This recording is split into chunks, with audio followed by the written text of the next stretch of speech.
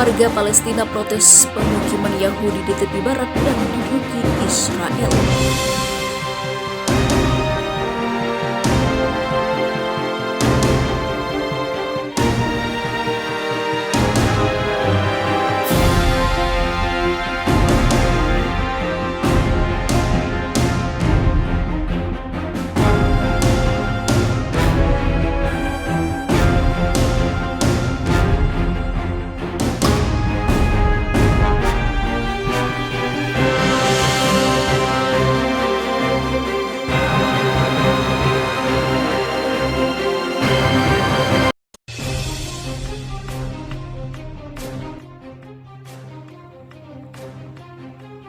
Seorang demonstran Palestina menendang tabung gas air mata yang ditembakkan oleh pasukan Israel saat protes terhadap pemukiman Yahudi di Belt Dajan di tepi barat yang diduduki Israel pada Jumat 18 Desember 2020 lalu.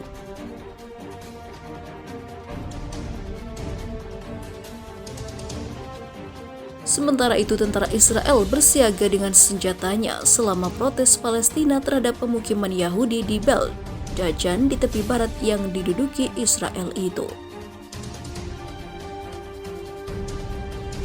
Warga mengangkat bendera Palestina dan meneriakkan slogan-slogan yang menentang kunjungan Menteri Luar Negeri Amerika Serikat ke pemukiman Israel di tepi barat yang diduduki.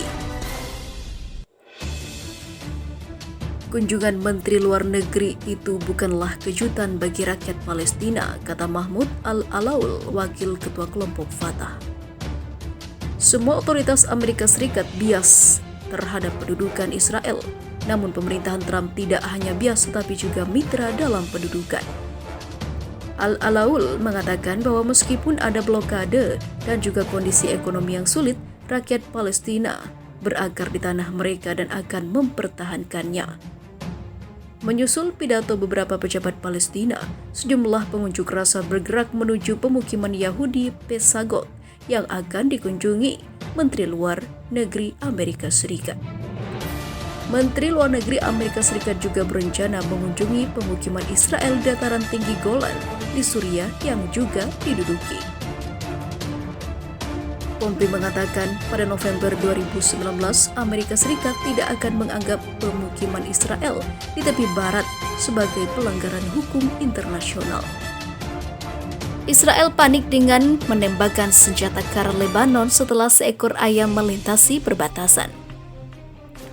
Seorang anak bernama Hussein Katourni berusia 9 tahun dari desa Mes Al-Jabal mengejar ayam yang lari ke arah perbatasan hingga memicu kepanikan tentara Israel yang melepaskan tembakan peringatan. Israel dan Lebanon secara teknis masih berperang dan ketegangan sering berkobar di sepanjang perbatasan tersebut.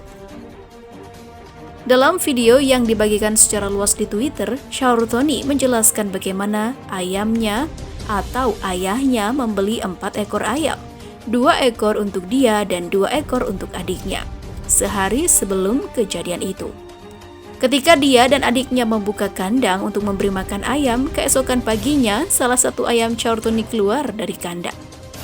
Ayam itu berlari hampir 70 meter dari rumah Shaurtoni menuju pagar yang dijaga ketat oleh para tentara Israel yang bersenjata lengkap. Berbicara dalam bahasa Arab, dalam video tersebut Shaurtoni menjelaskan, "Saya pergi untuk menangkap ayam saya, tetapi karena mereka ketakutan, tentara Israel mulai menembak ke langit dan angin. Saya tidak takut karena saya menginginkan ayam saya. Mereka, Israel itu, mengambil ayam itu dan tidak pernah mengembalikannya. Saya menginginkannya kembali," papar dia.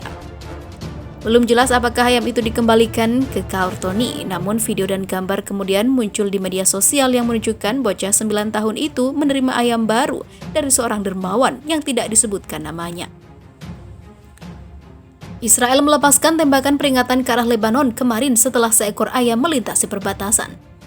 Tagar bahasa Arab yang berarti "saya ingin ayam saya" menjadi tren di Twitter kemarin, menjadikan Shaurtoni sebagai pahlawan nasional dalam waktu singkat. Seorang pengguna Twitter, Sarah Haj, menulis, "Hussein adalah contoh dari apa yang diperjuangkan Lebanon Selatan melawan penjajah Zionis di tanah kami." Menambahkan di tweet kedua, saya merasa ingin menyebut tentara Zionis tentara ayam, tapi saya akan menahan diri untuk menghormati ayam yang diculik Hussein. Hormati kebenaran Anda, Habibie Hussein. Netizen lain menuntut Israel mengembalikan ayam bocah laki-laki itu. Insiden serupa terjadi pada 2019 ketika seekor monyet bernama Touch melintasi perbatasan ke Israel Utara dari peternakan di desa Al-Kauzah di Lebanon. Touch dikembalikan ke pemiliknya setelah 17 hari lepas ketika tentara Israel menangkap monyet tersebut dan menyerahkannya kepada pasukan penjaga perdamaian Perserikatan Bangsa-Bangsa atau PBB. Desa Mes Al-Jabal terletak sekitar 2 km dari garis biru demarkasi PBB yang memisahkan Israel dan Lebanon. UNIFIL berpatroli di daerah tersebut, tetapi ketegangan seringkali meningkat di wilayah tersebut. Di sisi lain, surat kabar Inggris melaporkan kelompok Palestina yaitu Hamas secara diam-diam mengoperasikan fasilitas rahasia di Turki untuk melakukan serangan cyber dan operasi kontra intelijen. Dalam laporan Times of London, pusat operasi rahasia Hamas didirikan 2 tahun lalu, diawasi oleh para pemimpin militer Hamas di jalur Gaza. Markas tersebut terpisah dari kantor resmi Hamas di kota Ankara, didirikan tanpa sepengetahuan otoritas berwenang Turki.